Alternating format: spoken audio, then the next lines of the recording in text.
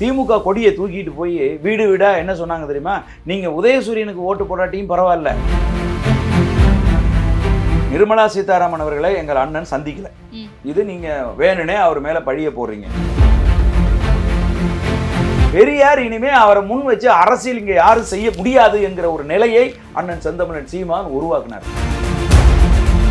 குறிப்பா இஸ்லாமிய மக்கள் அவர்களுடைய ஒட்டுமொத்த வாக்கையும் வாங்கணுங்கிறதுக்காக தேர்தல் நேரத்தில் ஒரு மிகப்பெரிய பொய்யை சொன்னாரு மதிப்புக்குரிய.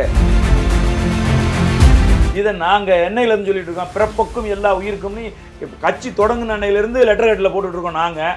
நீங்க அதை எடுத்து திரும்ப போட்டுக்கிட்டு எனக்கு நான் பங்கு போகணுமா, மெயின்டெனன்ஸா, இஎம்ஐயா இல்லை பார்க்கிங் தான் பிரச்சனையா? Oscar is always on right track. That is why fast track taxi அப்போ உடனே டவுன்லோட் பண்ணுங்க. இனி வீட்லயே பானிபூரி செய்யலாம் எல்லாரும். Aachi panipuri kit. Summer holidays வந்தாச்சு, நம்ம ஜிடி ஹாலிடேஸும் வந்தாச்சு. GT holidays, South India's number 1 travel brand. கடந்த தேர்தல்கள் வரைக்குமே வந்து பார்த்தீங்கன்னா நாம் தமிழர் கட்சி மற்றவை அப்படின்ற ஒரு இடத்துல தான் இருந்தது. அப்படிதான் போர்ட்ரேயல் பண்ணிட்டு இருந்தாங்க. அண்ட் அப்பயுமே நிறைய குரல்கள் எழுந்துச்சு, ஏன் எங்களை மட்டும் மும்முனை போட்டியில் காட்ட மாட்டேங்கிறீங்க, மற்றவை அப்படின்ற கேட்டகரியில் கொண்டு வரீங்க அப்படின்னு சொல்லிட்டு நீங்களுமே நிறைய நேர்காணலில் பேசியிருக்கீங்க. அண்ட் அதை தொடர்ந்து இந்த முறை நாம் தமிழர் கட்சி எந்த கட்சியோட கூட்டணி வைக்கும் அப்படிங்கிற அளவுக்கு பரபரப்பாக போயிட்டு இருக்கு. அண்ட் நிர்மலா சீதாராமன் அவர்களை சந்திச்சாங்களா, ஒருவேளை கூட்டணி கணக்குகளா இருக்குமா அப்படின்ற பரபரப்புலாம் இருக்குல்ல, இதை எப்படி பாக்குறீங்க? எங்க அண்ணன் கட்சி 2010 மே 18 மதுரையில் ஆரம்பிக்கும் போதே தீர்க்கமா ஒரு பேர அறிவிப்பு செஞ்சார். தேசிய கட்சிகளோடும் திராவிட கட்சிகளோடும் ஒருபோதும் கூட்டணி இல்லை. அதுல இதுவரைக்கும் எந்த மாற்றமும் நடக்கல. கரெக்டா இருக்கா? ரைட். இதுவரைக்கும் இந்த திமுக நாம் தமிழர் கட்சியை என்ன சொன்னிச்சு அப்படின்னு கேட்டா, நாம் தமிழர் கட்சிக்கு இஸ்லாமியர் கிறித்துவர் வாக்கு போய்விடக் கூடாது என்பதற்காக நாம் தமிழர் கட்சி பிஜேபியின் பி டீம் அப்படின்னு சொன்னிச்சு. ஒரு தேர்தல் சொன்னிச்சு, 2 தேர்தல் சொன்னிச்சு, 3 தேர்தல் சொன்னிச்சு. திமுக கொடியை தூக்கிட்டு போய் வீடு வீடா என்ன சொன்னாங்க தெரியுமா? நீங்க உதயசூரியனுக்கு ஓட்டு போடாட்டியும் பரவாயில்ல, ஆனா நாம் தமிழருக்கு ஓட்டு போட்டுறாதீங்க, ஏன்னா அது பிஜேபியின் பி டீம், பிஜேபி உள்ள வந்துடும். இன்னைக்கு பிஜேபியின் கூட்டணியில் இருக்கக்கூடிய அரசியல் கட்சியினுடைய தலைவர்கள் கூட ஜனநாயகத்துக்கு விரோதமாக நாம் தமிழர் கட்சியை பிஜேபியின் பி டீம் என்று சொன்னார்கள். இது வந்து இப்போ 2-3 தேர்தல்களில் அது வந்து ஸ்டேல் ஆயிடுச்சு, அது வந்து அவுட் ஆஃப் ஃபேஷன் ஆயிடுச்சு. இப்போ இனிமே வந்து பிஜேபியின் பிடி சொன்னா மக்கள் எதை கழட்டிட்டு அடிக்கணுமோ அதை கழட்டி அடிச்சு விடுவாங்க. சும்மா உட்காந்துக்கிட்டு அவதூறு பரப்பிட்டே இருக்கீங்களா அந்த தம்பி மேல? அவர் என்னென்ன வேலை செஞ்சுக்கிட்டு இருக்காரு, பாரதிய ஜனதா கட்சிக்கு எதிராக எவ்வளவு கருத்துக்களை முன் வச்சு போராட்டங்களை முன் வச்சு போராடிட்டு இருக்காரு அப்படின்னு மக்கள் கேட்டு விடுவார்கள் என்பதற்காக தங்கள் யுத்தியை மாத்தி இப்ப என்ன முன் வைக்கிறாங்கன்னா, அவதூறா முன் வைக்கிறாங்கன்னா பிஜேபியோட கூட்டணிக்கு போறாருங்க. அதனாலதான் ஹெச் ராஜா அவர்களை பிரைஸ் பண்ணி பேசுறாரு, அண்ணாமலை அவர்களோட ஒரே மேடையில இருக்காரு, நிர்மலா சீதாராமன் அவர்களை மறைமுகமா சந்திச்சுட்டு வராரு, இதெல்லாம் வருது இல்ல கூட. நிர்மலா சீதாராமன் அவர்களை எங்கள் அண்ணன் சந்திக்கல. இது நீங்க வேணுனே அவர் மேல பழிய போடுறீங்க. நாங்க வந்து ஹெச் ராஜா ஒரு காலத்துல எங்க அண்ணன் செந்தமிழன் சீமானை பிரிவினைவாதி என்று சொன்னார். எங்கள் அண்ணன் செந்தமிழன் நாம் தமிழர் கட்சியை அவர் வந்து ஒரு தீவிரவாத அமைப்பு அப்படின்னு சொன்னார். ஆனால் இன்றைக்கு செந்தமிழன் சீமானை எங்கள் நண்பன் என்று அவர் சொல்றார். அதற்கு என்ன காரணங்கிறத நீங்க அனலைஸ் பண்ணணும். அதுக்கு காரணம் கூட்டணின்னு குறுக்குத்தனமா யோசிக்க கூடாது. அதுக்கு காரணம் என்னன்னா, அவர் வந்து பெரியாரை அடிச்சு நொறுக்கினார். பெரியார் இனிமே அவரை முன் வச்சு அரசியல் இங்க யாரும் செய்ய முடியாது என்கிற ஒரு நிலையை அண்ணன் செந்தமிழன் சீமான் உருவாக்கினார். இதை உருவாக்குறதுக்கு தான் பிஜேபி சங்க பரிவார இயக்கங்கள் இந்துத்துவ சிந்தனையாளர்கள் கடந்த பல ஆண்டுகளாக இதுக்கு தான் முயற்சி பண்ணிட்டு இருந்தாங்க. ஆனா அவர்களால் முடியல. அவர்களால் முடியாத ஒரு காரியத்தை அண்ணன் செந்தமிழன் சீமான் தனி ஆளாக நின்று அடித்து நொறுக்கி ஈவேரா என்கிற பின்பத்தை தமிழ்நாட்டில் இல்லாம அடிச்சாரு. அதனால அவர்கள் என்ன நினைக்கிறாங்கன்னா, இவர் வந்து நம்மாளு, இவர் வந்து நம்ம நட்புக்குரியவர், இவரை நம்ம எதிர்க்க கூடாது. அவங்க சொல்றது இருக்கட்டும் சார், சீமான் அவர்களே சொல்றாரு, எங்க அண்ணன் ஹரிஹர சர்மா மாதிரி ஒரு மிகப்பெரிய ஆளுமை இருக்க முடியுமா, அவரை மாதிரியான ஒரு அறிஞர் பெருமான் இருக்க முடியுமா? அதான் சொல்றேன். அது வந்துமா வஞ்ச புகழ்ச்சி அணி, அதை யாரும் புரிஞ்சுக்கிறது இல்ல. புரியுதா? சொன்னது கூட வஞ்ச புகழ்ச்சி அணி தானா? அண்ணன் வந்து ஒருபோதும் இந்த இந்துத்துவ RSS சங்க பரிவார இயக்கங்களை சேர்ந்தவர்களை உள ரீதியாக ஒருபோதும் ஏற்க மாட்டார். புரியுதா உங்களுக்கு? அதுக்கு நான் அடுத்தடுத்து சொல்லிட்டே வரேன். இப்போ வந்து இவங்க ஏன் இப்படி போய் பிஜேபி கூட கூட்டணி சேர போறாரு, ம். இது நிர்மலா சீதாராமனை சந்திச்சிட்டாருன்னு ஒரு அவதூறு. இப்ப நான் என்ன கேட்கிறேன், அண்ணாமலை அவர்களோடு மேடையை பகிர்ந்து கொண்டாரா, கொள்கையை பகிர்ந்து கொண்டாரா? ம். அண்ணாமலை அவர்களோடு மேடை அவர் தன்னுடைய கருத்துக்களை, ஒரு 2000 மாணவர்கள் ஒரே இடத்துல இருக்காங்க, அந்த இடத்துல தன்னுடைய கருத்துக்களை சொல்லணும். அந்த கருத்துக்களை சொல்லுவதற்கான அந்த வாய்ப்பை நம்ம பயன்படுத்தணும்னு சொல்லி மிகச் சரியாக பயன்படுத்தினார். அன்றைக்கு மொழி குறித்து எங்க அண்ணன் செந்தமிழன் சீமான் பேசிய பேச்சை இதுவரைக்கும் தமிழகத்தில் அரசியல் களத்தில் இருக்கிற எந்த கொம்பனும் பேசல. அந்த அளவுக்கு மக்கள் மத்தியில பேசி உலகம் முழுதும் இருக்க தமிழர்கள் மத்தியில் கோடிக்கணக்கான பேருக்கு போய் சேர்ந்திருக்கு அந்த பேச்சு. அந்த இடத்தை பயன்படுத்தணும் அப்படிங்கிறதுக்காக தான் நாங்க போய் பயன்படுத்தணும்.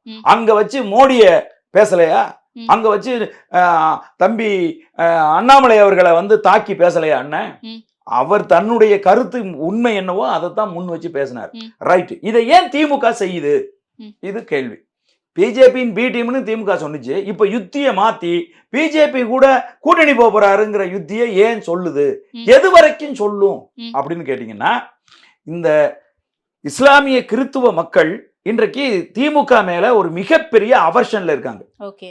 குறிப்பா இஸ்லாமிய மக்கள் அவர்களுடைய ஒட்டுமொத்த வாக்கையும் வாங்கணுங்கிறதுக்காக தேர்தல் நேரத்தில் ஒரு மிகப்பெரிய பொய்யை சொன்னாரு மதிப்புக்குரிய தமிழகத்தின் முதல்வர் மு க ஸ்டாலின் அவர்கள்.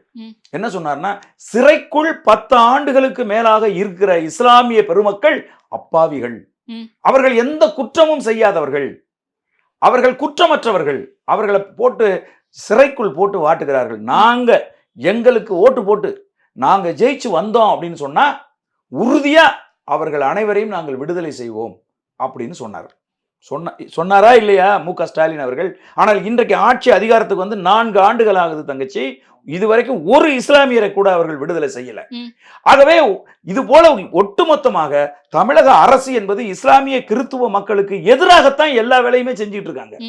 அப்போ இந்த வாக்குகள் ஒரு எதிர்ப்புணர்வுல இது சீமான் அவர்களை நோக்கி போறதுக்கு வாய்ப்பு இருக்கோ அப்படிங்கிறதுனால சீமான் பிஜேபியோட கூட்டணி போறாரு, சீமான் பிஜேபியோட கூட்டணி போறாருன்னு சொல்லிக்கிட்டே இருக்காங்க. இது எது வரைக்கும் சொல்லுவாங்கன்னா, இல்ல அததான் சார் கேக்குறேன். அவங்க சொல்றாங்க, அவங்க ஒரு நரேட்டிவ் செட் பண்றாங்கிறது இருக்கட்டும், நீங்களே இந்த பக்கம் புகழ்ந்து பேசுறீங்களேன்னு தான் நான் கேக்குறேன். உங்களுடைய நிலைப்பாடு என்னவா இருக்கு? நான் சொல்லி முடிச்சிடறேம்மா.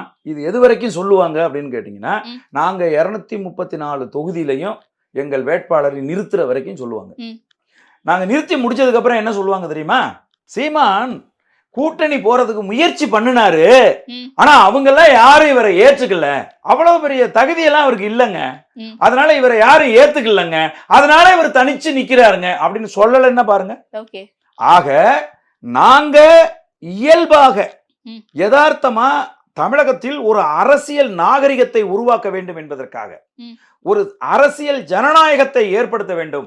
தனிப்பட்ட முறையில் கலைஞர் கருணாநிதியும் செல்வி ஜெயலலிதாவும் மக்களால் தேர்ந்தெடுக்கப்பட்ட பிரதிநிதிகள், அவர் 2 பேரும் சட்டசபை நடக்கும்போது ஒன்னா அமர்ந்திருந்தா ஏதாவது தப்பா? ஏன் கருணாநிதி ஆட்சிக்கு வந்தா ஜெயலலிதா சட்டசபைக்கு வரமாட்டேங்கிறாங்க? ஏன் ஜெயலலிதா ஆட்சிக்கு வந்தா கருணாநிதி சட்டசபைக்கு வரமாட்டேங்கிறாரு? ஏன் ஒருத்தரை பார்த்து வணக்கம் சொல்லி ஏன் அளவலாவிக்க மாட்டேங்கிறாங்க? எப்படி இருக்கீங்க, நல்லா இருக்கீங்களா, உடம்பு சரியில்லைன்னு சொன்னீங்களே என்னாச்சு அப்படின்னு ஏன் பேசிக்க மாட்டேங்கிறாங்க?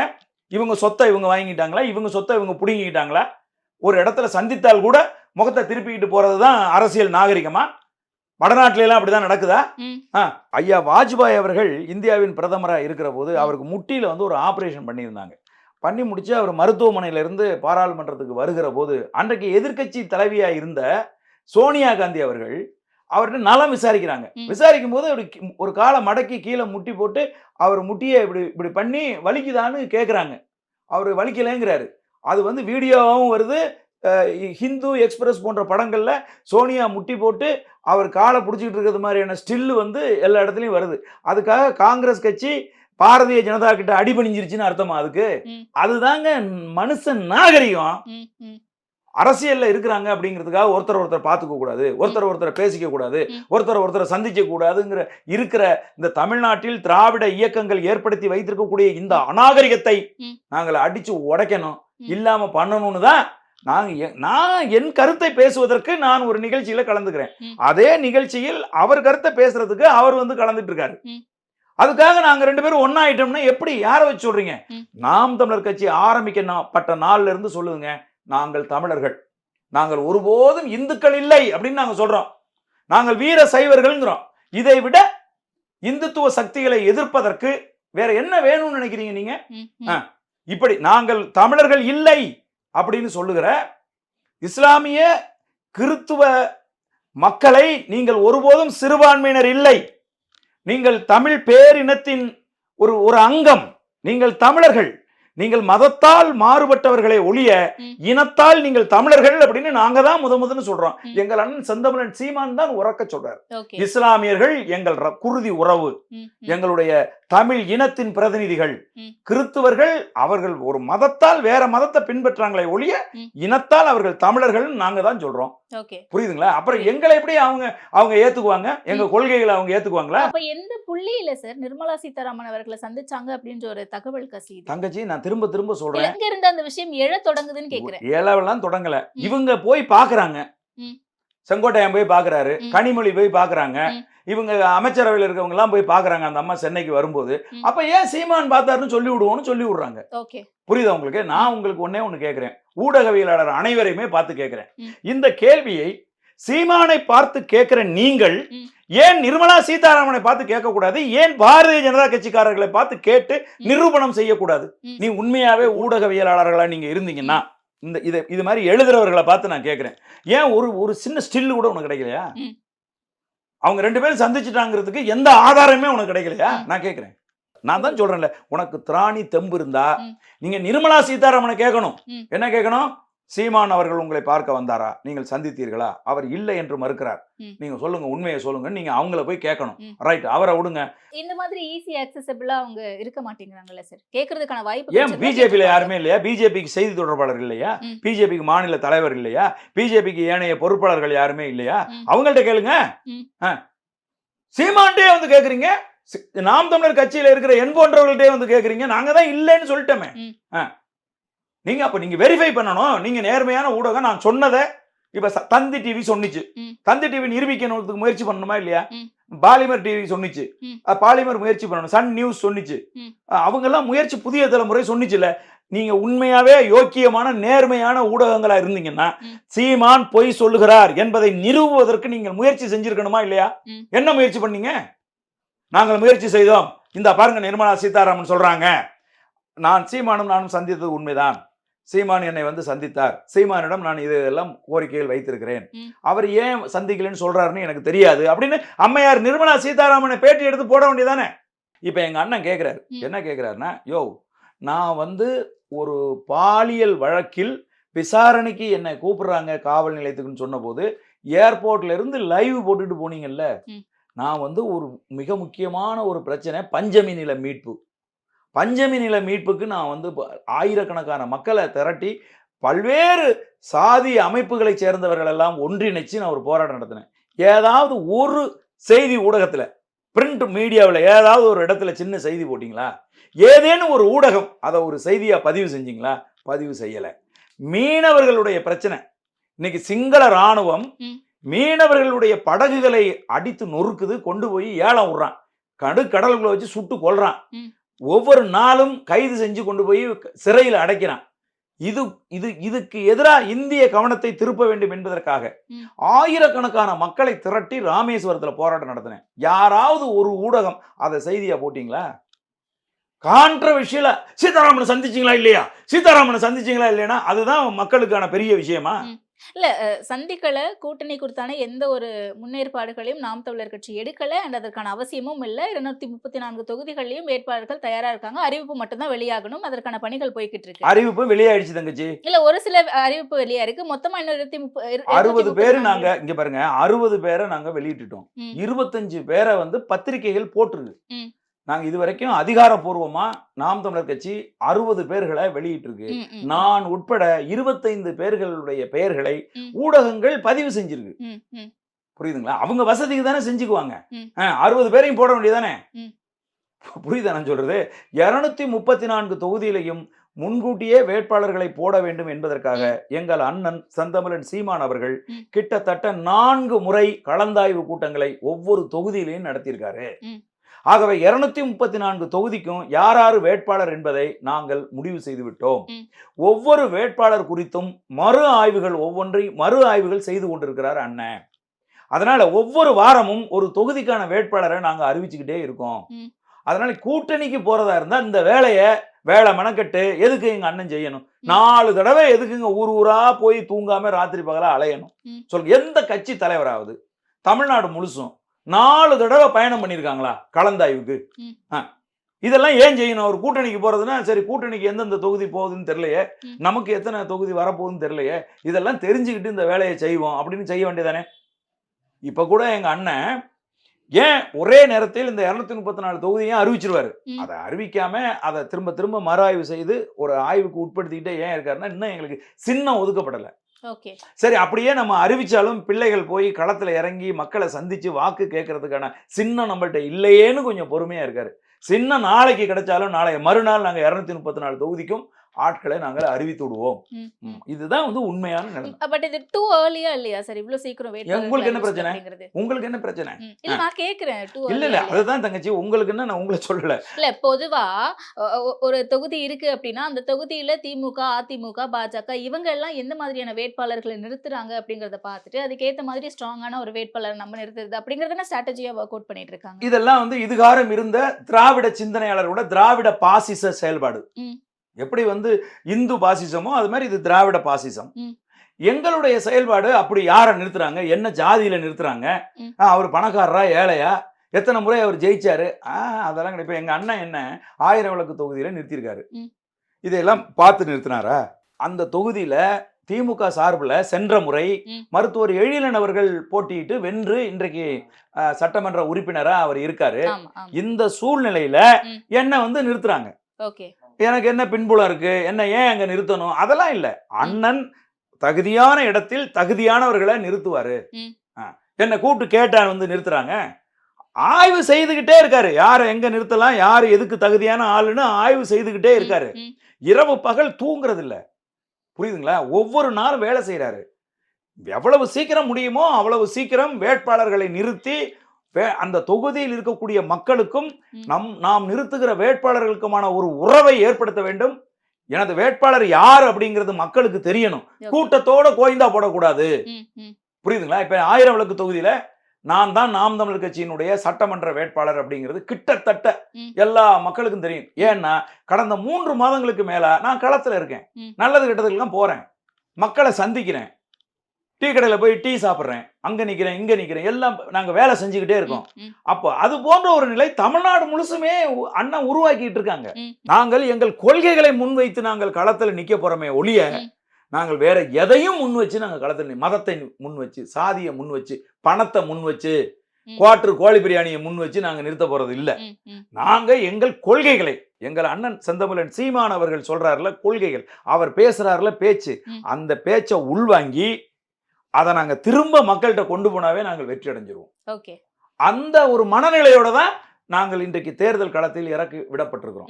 அதனால எங்களுக்கு யாரு அவங்க நிறுத்த போறாங்க, யாரு எங்களுக்கு எதிராக வரப்போறா, அதை பத்தின கவலை கிடையாது. நாம் தமிழர் கட்சிக்கு இன்னும் மக்கள் கொள்கை இருக்குங்க. மக்களுக்கு நாங்கள் ஆட்சி அதிகாரத்துக்கு வந்தா இதெல்லாம் நாங்க செய்வோம், நாங்க இப்படி செயல்படுவோம் அப்படின்னு.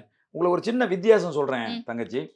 எல்லா கட்சியும் தேர்தல் நேரத்துல ஒரு தேர்தல் அறிக்கை வெளியிடுவாங்க. ஆனா நாங்க அதை வெளியிட மாட்டோம்.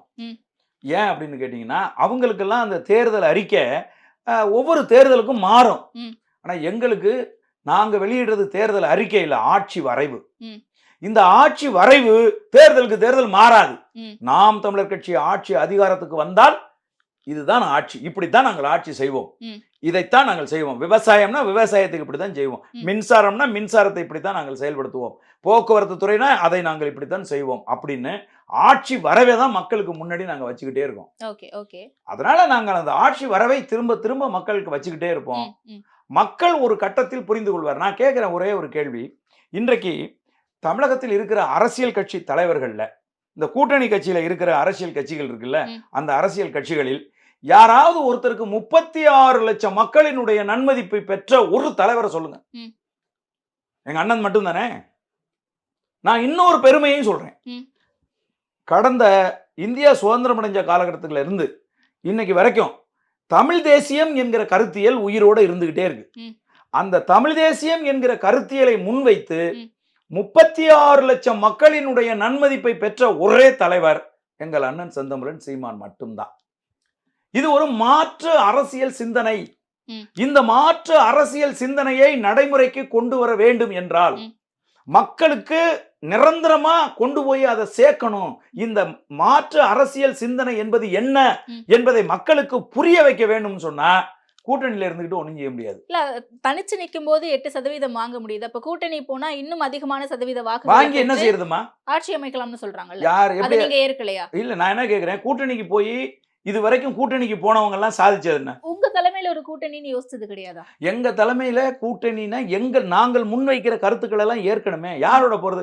இத்தனை ஆண்டு காலமா ஊழல் செய்தார்களே, இத்தனை ஆண்டு காலமாக அரசியலில் இருந்து கொண்டு மக்களை சுரண்டி தின்றார்களே, அவர்களோடு கரம் கோத்து கூட்டாளியா இருந்தாங்களே, அவங்களோட எங்களை போக சொல்றீங்களா? ஒரு திமுக ஆட்சி அதிகாரத்துல இருக்கு. கூட்டணி அப்படினாலே திமுக, அதிமுக, பாஜக, காங்கிரஸ் மட்டும் தான் தெரிவாங்களா? சரி, இந்த 4 கட்சிகளோடையும் கூட்டணி கிடையாதுன்னு சொல்லிட்டீங்க. மற்ற கட்சிகள் யார் இருக்கான்னு சொல்லுங்க. அதாவது திமுக இல்லையா? வேல்முருகன் ஐயா இல்லையா? இருங்க, திமுகவோட கூட்டணியில இல்லாத, அதிமுகவோட கூட்டணியில இல்லாத இவர்கள் ஊழல் லஞ்ச லாவணியங்களில் ஈடுபடுகிற போது உடன் இருக்காத, இவங்க ஊழல் லஞ்ச லாவணியத்தில் ஈடுபடுகிற போது உடன் இருக்காத யார் தூய்மையானவங்க யார் இருக்காங்க சொல்லுங்க? தம்பி விஜய் இப்பதான் ஆரம்பிச்சிருக்காரு, அதனால அவர் இருக்காரு. அதான் அவர் இருக்காரு. மத்தவங்க யார் இருக்காங்க? இப்ப 1000 கோடி ஊழல் நடந்திருக்கு. இந்த 1000 கோடி ஊழலில் திமுக கூட்டணியில் இருப்பவர்களுக்கு பங்கு இருக்கா இல்லையா? அப்படி இல்லைன்னா அவங்க அதை கண்டிச்சு இந்நேரம் கூட்டணியை விட்டு வெளியேறி இருக்கணுமே. அப்ப அந்த அந்த அந்த அந்த அந்த குற்றச்சாட்டை நீங்கள் அதுல பங்காளிகளா நீங்க இருக்கீங்களே, ஏன் அதை மக்கள் சிந்திக்க மாட்டாங்களா? மக்கள் மன்றத்தில் நாங்கள் சொல்லுவோம், திமுக செய்திருக்கக்கூடிய அத்தனை அட்டூழியங்களுக்கும் அந்த கூட்டணியில் இருப்பவர்களுக்கு பங்கு இருக்கு. சரி, இப்ப அந்த கூட்டணியை விடுங்க, நீங்களே கூட்டணி உங்க தலைமையில அமைக்கணும் அப்படின்னும் போது விஜய் தம்பி இப்பதான் வந்திருக்காருன்னு சொன்னீங்க. அப்ப விஜயோட கூட்டணி அப்படிங்கிற பேச்சுவார்த்தை தான். ஒவ்வொரு முறையும் தங்கச்சி இந்த 36 லட்சம் வாக்கு எப்படி வந்துச்சுன்னு நினைக்கிறீங்க? நாங்க கூட்டணி வச்சதுனாலதான் வந்துச்சு. கூட்டணி நாங்கள் மக்களோடு வைத்திருக்கிறோம், தமிழ் தேசிய சிந்தனையாளர்களோடு கூட்டணி வைத்திருக்கிறோம். இன்னைக்கு பல்வேறு நாம் தமிழர் கட்சியின் தலைமை அண்ணன் செந்தமிழன் சீமானை ஏற்றிருக்கிற பல்வேறு அரசியல் தளத்தில் இயங்குகிறவர்களை எல்லாம் இணைத்து கொண்டுதானே நாங்கள் எல்லாம் போராட்டம் நடத்துறோம். இன்னைக்கு பெரும்பான்மை சமூகமாக இருக்கிற பல அரசியல் அமைப்புகளினுடைய தலைவர்கள் எல்லாம் ஒருங்கிணைத்து கொண்டுதான் நாங்கள் போராட்டம் நடத்துறோம். அவர்களோடெல்லாம் நாங்க இணைந்துதானே செயல்படுறோம். இல்லைன்னு எப்படி சொல்ல முடியும் உங்களால? சொல்லுங்க பாப்போம். அப்போ ஒத்த கருத்தை, ஒத்த சிந்தனையை நாங்கள் மதமாக அல்ல, நாங்கள் சாதியாக அல்ல, நாங்கள் தமிழர்களாக ஒருங்கிணைகிறோம் அப்படிங்கிற சிந்தனை ஓட்டத்துக்கு பல்வேறு சாதிய சிந்தனையாளர்களை நாங்கள் ஒருங்கிணைத்து கொண்டிருக்கிறோம். புரியுதுங்களா? அது நாளடைவில் அந்த சிந்தனை வலுப்பெற்று நாங்கள் தமிழர்கள் நாங்கள் ஒருங்கிணைந்து நிற்போம், மாற்று தேசிய இனத்தை சேர்ந்தவர்கள் எங்களை ஆளுவதற்கு நாங்கள் அனுமதிக்க மாட்டோம் என்கிற சிந்தனை வலுப்பெற்று வருகிற போது நிச்சயமாக நாம் தமிழர் கட்சி தனித்து நின்று பெரிய அளவுல வெல்லும். சமீபத்துல அரசியல் விமர்சகர் ரவீந்திரன் துரைசாமி நமக்கு ஒரு நேர்காணல் கொடுத்திருந்தார். அதுல பேசும்போது அவர் என்ன சொன்னாரு, ஏன்னா ரவீந்திரன் துரைசாமி அவர்களை பத்தி நமக்கு தெரியும், சீமான் அவர்களோட தொடர்ந்து பயணிப்பவர், அண்ட் ரஜினிகாந்த் அவர்களோட சந்திக்கும் போது கூட இவர் உடன் இருந்தாரு. அதன் அடிப்படையில் அவர் பேசுற விஷயங்களை நம்ம துல்லியமான விஷயங்களா தான் பார்க்கப்படுது, ஏற்கிறோம் நம்ம. அந்த வகையில தமிழக வெற்றி கழகத்துல இருந்து சில முக்கிய நபர்கள், ஆதவர்ஜுனா போன்றவர்கள் எல்லாருமே சீமான் அவர்களை பார்க்கறதுக்கான அப்பாயின்மெண்ட் கேட்டிருந்தாங்க. சீமான் அவர்கள் மறுத்து விட்டார் அப்படின்ற ஒரு தகவலை பதிவு பண்றாரு. இது உண்மைதானா? இல்ல, இப்ப எங்களுக்கு கருத்தியல் ரீதியாக நேர் எதிராக இருக்கிறாங்க அவங்க. புரியுதுங்களா? நாங்கள் எங்களுடைய முதன்மை அடையாளமா இருக்கிற எங்களுடைய மொழி அடையாளத்தை நாங்கள் இன்றைக்கு இழந்து நிற்கிறோம். கல்வியில் இருந்து தமிழ் மொழி வெளியேற்றப்பட்டிருக்கு. புரியுதுங்களா?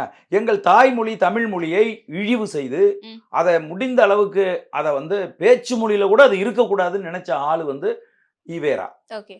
ஈவேராவை எங்களுடைய வழிகாட்டியா ஏற்கிறோம் அப்படின்னு சொல்லி நீங்க முன்னாடி தெரியாம கூட சொல்லியிருக்கலாம். அதன் பிறகு நாங்கள் அதை பற்றி விரிவா நாங்க எடுத்து சொல்றோம். ஈவேரா இவ்வளவு மோசமானவரு, இது இப்படியெல்லாம் தமிழ் இன விரோத செயல்களை இவ்வளவு செயல்களை செஞ்சிருக்காரு அவரு. அவரை சும்மா இந்த திராவிட சக்திகள் அவருடைய பின்பத்தை சும்மா தூக்கி நிறுத்திட்டு இருக்காங்க.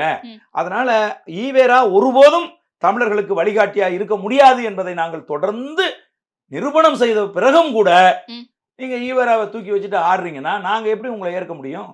கொள்கை இங்க பாருங்க, அப்ப அப்பாயின்மெண்ட் கேட்டிருக்காங்க, நிராகரிச்சு. இல்ல, அது எனக்கு தெரியாது. அப்பாயின்மெண்ட் கேட்டாங்களா கேட்கலையான்னு ரவீந்திரன் துரைசாமிக்கு தெரிஞ்சது எனக்கு தெரியாது. நான் வந்து நீங்க கேட்ட கேள்விக்கு நான் பதில் சொல்றேன். Okay. எங்க அண்ணன் எடுத்த முடிவு சரின்னு நான் சொல்றேன். ஒருவேளை நிராகரிச்சிருந்தா நிராகரித்து இருந்தால் அது ரொம்ப சரி. காரணம் எங்களுக்கு அவங்களுக்கு எங்க அண்ணன் எப்படிப்பட்ட ஆளுங்கிறத நான் சொல்றேன். மற்ற அரசியல் கட்சி தலைவர் போல இல்ல. எனக்கு குடும்ப உறவு, குருதி உறவு என்பது எதுவுமே இல்லை. நான் பெற்ற பிள்ளையாக இருந்தாலும் சரி, என்னை பெற்ற தாயாக இருந்தாலும் சரி, எனக்கு அவர்களோடு எந்த உறவும் கிடையாது. எனக்கு லட்சிய உறவுதான், எனக்கு கொள்கை உறவுதான். அதுக்காகத்தான் நான் கடைசி வரைக்கும் உயிர் வாழ்வேன் அப்படின்னு சொல்லிட்டு இருக்கிற ஒரு தலைவனுங்க.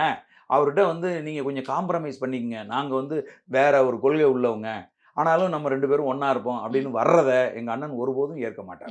அண்ட் இன்னொரு கேள்வி, பாஜகவோட கூட்டணி போறாங்களா அப்படின்ற ஒரு பேச்சு நீண்ட நாளா வந்துட்டு இருந்தது. சமீப காலமாவே ஒரு கடந்த 2 மாசமாவே பார்த்துட்டு இருப்போமே நாம் தமிழர் கட்சி.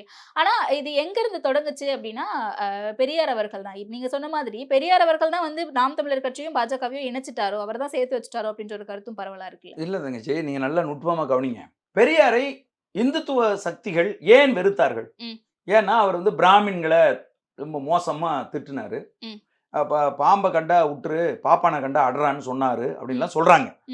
என்கிட்ட தரவு கேட்டா என்கிட்ட தரவு இல்லை, ஆனா அவர் சொன்னதா சொல்றாங்க. அடுத்தது வந்து பாத்தீங்கன்னா இந்து சனாதன தர்மத்தை நொறுக்குனாரு. இந்துத்துவ சிந்தனைகள் அனைத்தையுமே மிக மோசமா இழிவு செய்து கடுமையா பேசினாரு. இந்து மதம் முன்வைக்கிற கடவுள்கள் அனைத்தையும் மிக இழிவாக கிரிட்டிசைஸ் பண்ணாரு. கடவுளை நம்பாதே அப்படின்னு சொன்னாரு. பார்ப்பனர்கள் மூட பழக்க வழக்கங்களை முன்வைத்து இங்க இருக்கக்கூடிய மக்களை ஏமாற்றி உழைக்காமல் சாப்பிடுறாங்க அப்படின்னு சொல்லி பெரும் குற்றச்சாட்டை முன் வச்சு அதைத்தான் தன் கொள்கையாவே எடுத்துக்கிட்டு மேடைதோறும் பரப்புரை செய்தார். புரியுதா உங்களுக்கு? அப்படியாப்பட்ட பெரியாரை எப்படியாவது அழித்து ஒழித்திரணும். இவருடைய இந்த கடவுள் மறுப்பு கொள்கை என்பது ஒட்டுமொத்தமாக ஆரிய பார்ப்பன பிராமின்களை அழிச்சிரும், அவர்களை கோவிலில் இருந்து வெளியேற்றிவிடும் அப்படின்னு சொல்லி பயந்தாங்க. அதனால தொடக்க காலத்திலிருந்து ஈவேராவுக்கு எதிராக அவர்கள் தொடர்ந்து பேசிக்கிட்டே இருந்தாங்க. இதை நாங்க பேசல, இதுக்காக நாங்க பெரியார் அவர்களை நாங்கள் எதிர்க்கல. என்ன பெர்ஸ்பெக்டிவ்காக எதிர்த்தாங்க அப்படிங்கிறது புரியுது. ஆனா ஏதோ ஒரு வகையில எதிர்க்கிறீங்க அப்படின்னும் போது அவர் தானே ஒண்ணு சேர்த்திருக்காரு. இல்ல, அப்படி கிடையாது. நாங்க அவருடைய பெண்ணிய கொள்கைகளை நாங்க ஏற்கிறோம். அவர் மூட நம்பிக்கைகளுக்கு எதிராக பேசினதை நாங்க ஏற்கிறோம். அதுல சிலது ரொம்ப சரியாக இருக்கு. புரியுதா உங்களுக்கு? நாங்க ஒட்டுமொத்தமா அவர் பேசின அத்தனையுமே தப்பு அப்படின்லாம் நாங்க சொல்லல. ஏற்க வேண்டியதை ஏற்கிறோம், மறுக்க வேண்டியதை நாங்க மறுக்கிறோம். குறிப்பா நாங்க ஏன் எதிர்க்கிறோம் அப்படின்னு கேட்டா, என் தாய்மொழியை காட்டு மிராண்டி மொழின்னு சொன்னார். எங்களுடைய மிகப்பெரிய அறிவு சொத்தாக இருக்கிற திருக்குறளை மழத்தோடு ஒப்பிட்டார். தொல்காப்பியரை இழிவு செய்து பேசினார். இஸ்லாமிய பெண்களை இழிவு செய்து பேசினார்.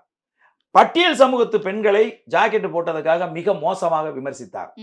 ஆக இப்படியாக எங்களுடைய மொழியை, எங்கள் இனத்தை, எங்கள் இனத்தின் பெண்களை தரக்குறைவாக நடத்திய ஈவேரா அவர்களை இன்னைக்கு எங்களுடைய மொழி கல்வியிலிருந்து வெளியேற்றப்பட்டு 2 தலைமுறை பிள்ளைகள் தமிழ் எழுத படிக்க தெரியாம போனதுக்கு காரணமான ஈவேராவை நாங்கள் ஏற்க மாட்டோம்னு நாங்க வெறுக்கிறோம், ஏற்க மறுக்கிறோம்.